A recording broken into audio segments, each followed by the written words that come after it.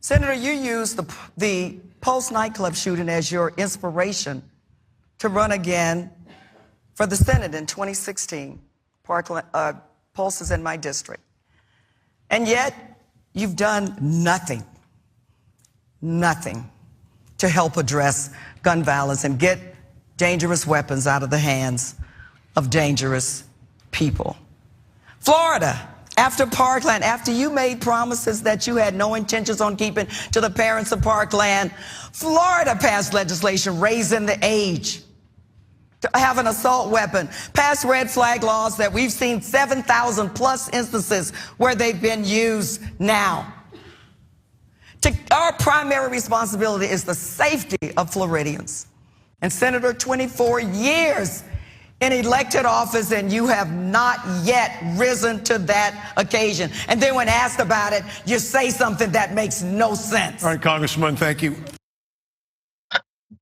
So she's gonna hit him again on guns in just a sec, but I wanna stop there for 1 sec because yeah, he did say something about this topic that makes no sense. And we're gonna tell you what that is. But also, as she points out, he's basically never done anything except be a politician, okay? So when he runs for the presidency and doesn't make it, and then he says, "Oh, I'm running again because of the Pulse shooting." Do you get how deeply offensive that is? He was never going to stop running for office.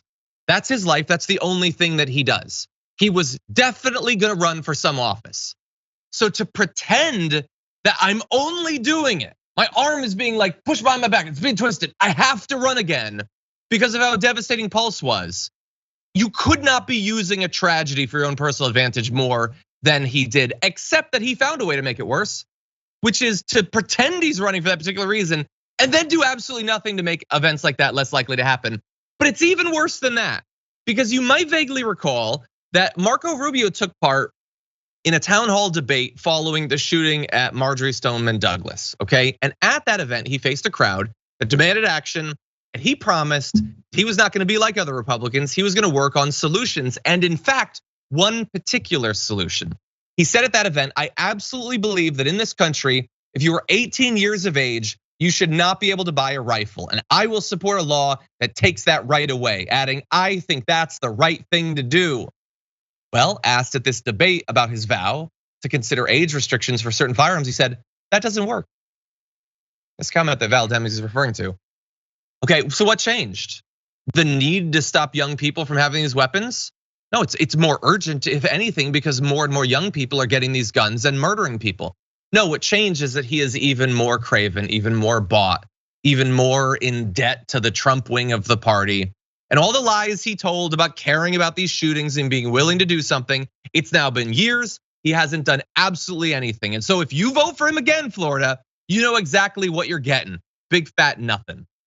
Jared, what do you think? Yeah, I'd speculate that also one of the reasons he went back and decided to run again and use this BS excuse. Of course, you need some kind of stupid motivational excuse that you don't actually care about to jump back in, is because maybe you'll search for that next job out of politics that you've worked your whole political life to get to. You know, John Boehner is now in the marijuana business after he was completely against it when he's legislated, because that's the political side. Once you look to make some money, oh my God, I'm gonna jump on that gravy train. People like that find their lobbying jobs or find their next consultant jobs or find their next private industry jobs, or everything they're gonna do to still be connected to politics, to continue influence politics, or maybe sometimes they go to TV like some of these guys go. He didn't find the best fit. It's like, it's like Tom Brady in the NFL. He retired and then he came back because he wasn't happy. He wasn't doing what he wanted to do, and he's gonna eventually be in a broadcast and stuff like that. But upon leaving, he thought he was ready to go, but he couldn't find the next best thing yet. He wasn't ready. So Marco Rubio, I feel like, is in a similar boat. Like, I didn't find the next moneymaker. All these lies and manipulation I've done for my entire political career haven't panned out to the kind of job I want yet. Maybe one more term, then I can get it. Yeah. Watch. I'm looking at this right now, and as of, I don't know if these numbers have anything beyond 2020. They're current at least to 2020. The NRA had spent $3.3 million on Marco Rubio's political campaigns. That's why I came back. Every year in Florida, by the way, there's nearly 2,500 gun deaths every single year. So you can do the math. Absolutely insane. She's gonna hit him one more time on guns. Let's just briefly go to that. How long will you watch people being gunned down in first grade, fourth grade, high school, college, church, synagogue, a grocery store, a movie theater, a mall, and a nightclub, Congresswoman, and do nothing? that is time. That is strong. I mean, look, I don't know to what extent Val Demings' positions on a lot of issues really overlap with mine. I mean, I know that she says that she cares about climate change, and she obviously seems to care about protecting, women's control over their own bodies and stopping gun violence and everything. But she was coming at him strong. I don't know if it's going to be enough. I mean, if we jump ahead, he's still up by more than 5 points on average in the polls, which is just so embarrassing for Florida. Yeah. It's not even that they're choosing a Republican. Like, you will get absolutely nothing from Marco Rubio. Marco Rubio has been in office for many years. He has never done anything. Literally, you will not get representation. Maybe you just want a conservative Supreme Court. I don't know. You're gonna get nothing out of Marco Rubio. Marco Rubio does what he's told, and that's it.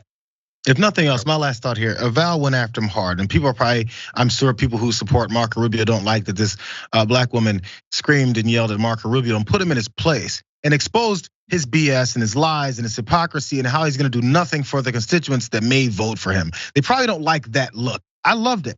And maybe some people may say, maybe she should have been soft on him. Maybe she should have tried to bridge the gap between those folks who maybe have doubts about Marco Rubio. We mentioned it with Warnock earlier. Maybe she should have tried to bring them over to her side. No. That's not who she is. That's not who she should be. They should continue to be exposed for who they are. If Marco Rubio happens to skirt by again, we'll see that in action, or the inaction for Marco Rubio. And maybe then they'll get mad enough, as angry as Val Demings is at him, and be like, you know what, maybe we should have gone on board with the person who was looking to fight for us. She's not complaining, yeah. She's looking to represent people on these very serious issues that they've been begging for representation on. Yeah, 100%. It's easy, He's just so pathetic. He's so pathetic. Like, I hate Trump and I hate how he's degraded our political process, but he was right in his estimation of Marco Rubio.